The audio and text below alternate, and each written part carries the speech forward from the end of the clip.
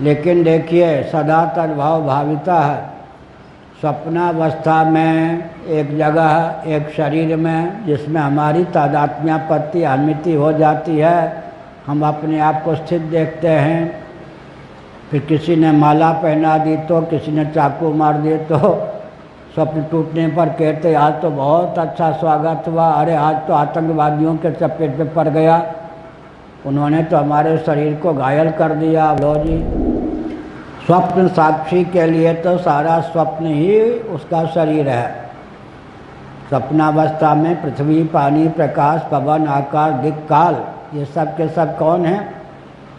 स्वप्न साक्षी का मन ही सर्वरूपों में व्यक्त है। सधी स्वप्नो भूत्वा।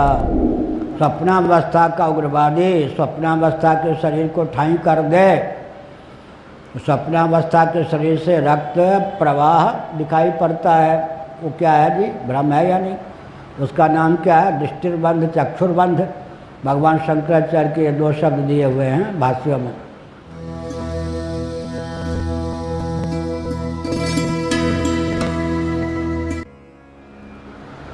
यथा सुसुप्ता पुरुषो विश्वं पश्यति चात्मनि आत्मानमेकदेशस्थं मन्यते स्वप्न उत्थितः।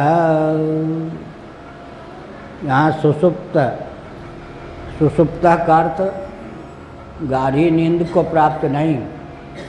स्वप्नावस्था के लिए सुसुप्त, स्वप्न में जो जीव होता है उसी को यहाँ सुसुप्त कहा, सोया हुआ, अर्थात स्वप्नावस्था में सोया हुआ व्यक्ति। स्वप्न में भी स्वप्नांतर हो जाता है, वो भी स्वप्न ही है।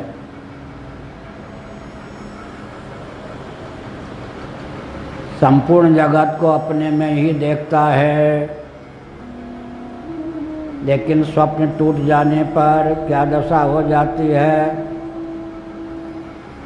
या स्वप्नांतर टूट जाने पर क्या होता है? संसार के एक कोने में स्वयं को स्थित देखता है, लेकिन उस स्वप्न में जो पहला स्वप्न टूटा, दूसरा स्वप्न हुआ, वो भी स्वप्न है या नहीं? स्वप्न में जगा हुआ व्यक्ति भी सोया माना जाएगा या नहीं? स्वप्न में एक ऐसा स्वप्न हो, अरे अब तक तो मैं स्वप्न देख रहा था, अब मैं अब जग गया। स्वप्न में जगना जो है वो भी स्वप्नांतर है या नहीं?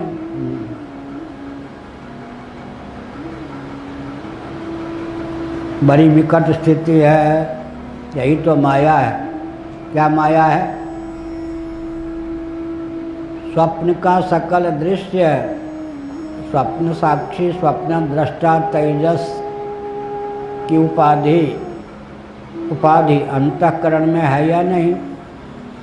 बल्कि उसकी उपाधि अंतःकरण ही स्वप्न प्रपंच के रूप में उल्लसित है या नहीं? लेकिन देखिए सदा तद्भाव भाविता है। स्वप्नावस्था में एक जगह एक शरीर में जिसमें हमारी तादात्म्यापत्ति अनुमिति हो जाती है, हम अपने आप को स्थित देखते हैं। फिर किसी ने माला पहना दी तो, किसी ने चाकू मार दिए तो स्वप्न टूटने पर कहते आज तो बहुत अच्छा स्वागत हुआ, अरे आज तो आतंकवादियों के चपेट में पड़ गया, उन्होंने तो हमारे शरीर को घायल कर दिया। अब लो जी, क्या हुआ? स्वप्न में पृथ्वी, पानी, प्रकाश, पवन, आकाश, दिक्, काल, जितने स्थावर जंगम प्राणी सर्वरूपों में स्वप्न साक्षी ही उल्लसित है।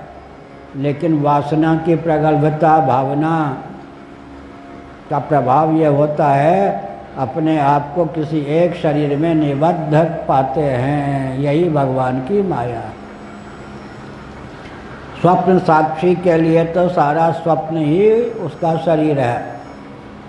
स्वप्नावस्था में पृथ्वी, पानी, प्रकाश, पवन, आकाश, दिक्, काल, ये सब के सब कौन है? स्वप्न साक्षी का मन ही सर्वरूपों में व्यक्त है। सधी स्वप्नो भूत्वा। तदा क्या है? न तत् रथा न रथ योगा है, अत्रायम पुरुषा स्वयं ज्योतिर्भवति।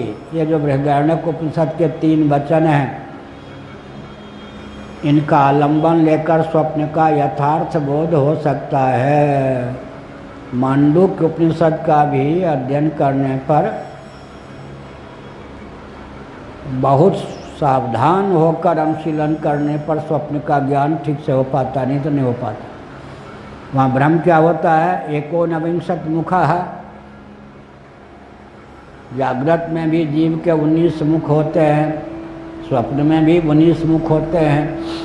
स्वप्न में प्रातिभाषिक मुख होते हैं। इतना अर्थ न करें तो, वैतथ्य प्रकरण का अध्ययन न हो तो क्या होगा?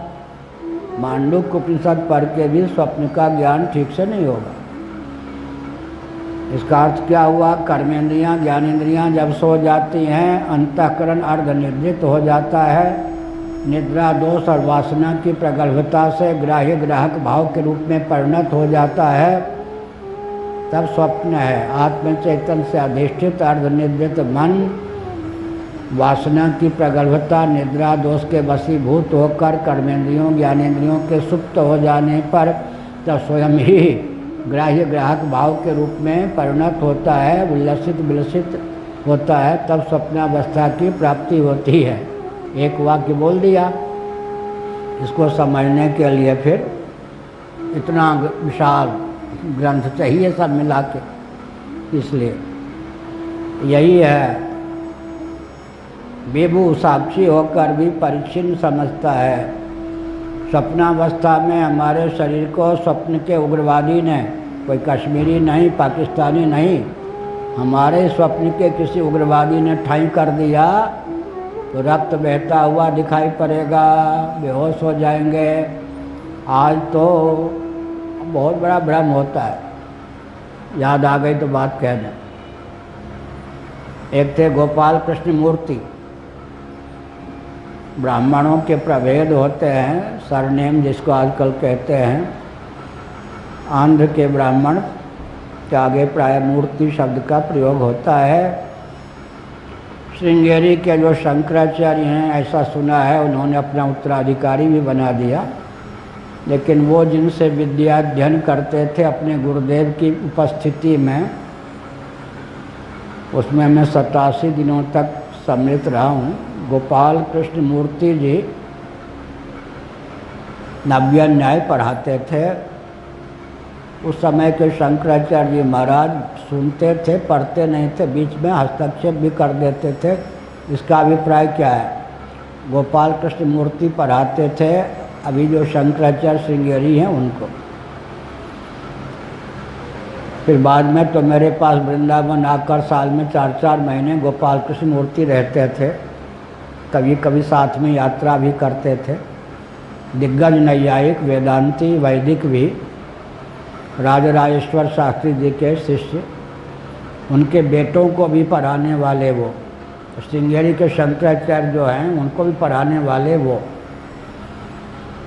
तो जब मैं श्रृंगेरी में था तब क्या होता था, श्रृंगेरी के उस समय जो शंकराचार्य थे, ये तो विद्यार्थी थे उन दिनों, 72 की बात, उनकी और पंडित जी की झड़प हो जाती थी। पंडित जी उन्हीं के रखे हुए मटके पंडित थे, लेकिन कश्मीरी वेदांत की ओर, कश्मीरी अभिनव गुप्त इत्यादि का जो वेदांत है उसकी ओर झुकाव था गोपाल कृष्ण मूर्ति जी का। शंकर वेदांत के पक्षधर थे उस समय श्रृंगेरी के शंकराचार्य। दोनों में कभी कभी विवाद भी हो जाता सैद्धांतिक। तो श्रृंगेरी के शंकराचार्य जी ने कहा, ब्रह्मचारी तुम बताओ। हमने मुस्कुरा दिया। फिर हमने, हमारे पास कागज़ वगैरह नहीं था, इतना सा सड़ा गला सा कागज़ था, उस पर लिखा और चिन्मयानंद जी के माध्यम से भेज दिया। बाद में पता चला कि श्रृंगेरी के शंकराचार्य जी ने 6 महीने उस कागज़ को अपने सिरहाने में रखकर सोया। गोपाल कृष्ण मूर्ति जी ने ही बताया मुझको। उन्होंने कहा, देखो ब्रह्मचारी जी ने लिखा है वो शंकराचार्य का सिद्धांत है, तुम इसको मानो। तुम कहाँ भाग रहे हो कश्मीरी वेदांती बन के? ये हुआ। तो हमने क्या कहा, अब इससे गोपाल कृष्ण मूर्ति चिढ़ गए। पंडितों को ज़्यादा क्रोध होता ही है प्राय, आपको छोड़ के। और एक पंडित को रोटी तब तक, आजकल, पहले नहीं, अंग्रेज़ों के द्वारा दूषित शिक्षा पद्धति के कारण एक संस्कृत का विद्वान जब तक दिन में 10 व्यक्ति को मूर्ख न कह दे तब तक उसको भोजन नहीं पचता, नींद नहीं आती। इसलिए प्रायः संस्कृत के विद्वान प्रतिष्ठित पूजित नहीं हो पाते। तो गोपाल कृष्ण आ गए मेरे पास झगड़ने, जहाँ घोर जंगल में मैं रहता था, भैरव मंदिर में भी नहीं, भैरव मंदिर के दरवाजे बरामदे पर। आज तुमको मैंने जला दिया ब्रह्मचारी। उस समय मैं सन्यासी भी नहीं था, शंकराचार्य भी नहीं। 72 की बात है, 92 में शंकराचार्य।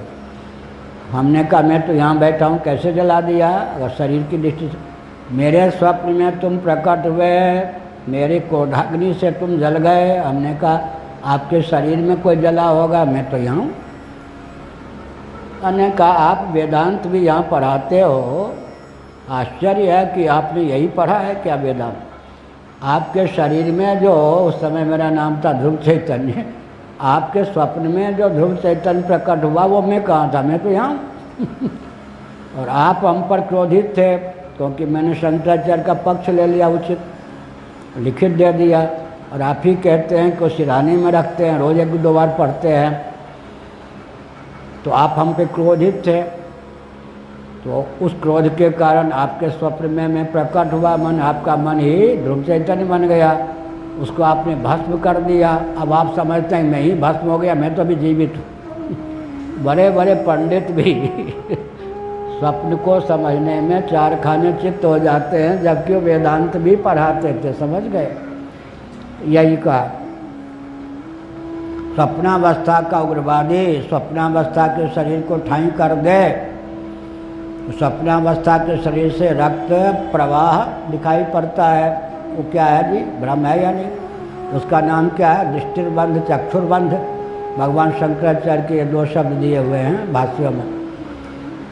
क्या अर्थ हुआ?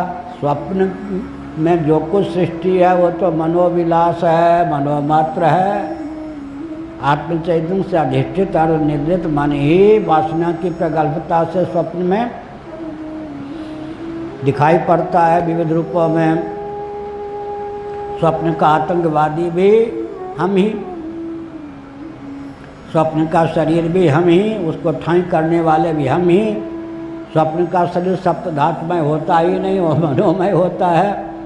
वासना की प्रगल्भता से स्वप्न में भी उस शरीर से रक्त की धारा बहती हुई परिलक्षित होती है। समय हो गया।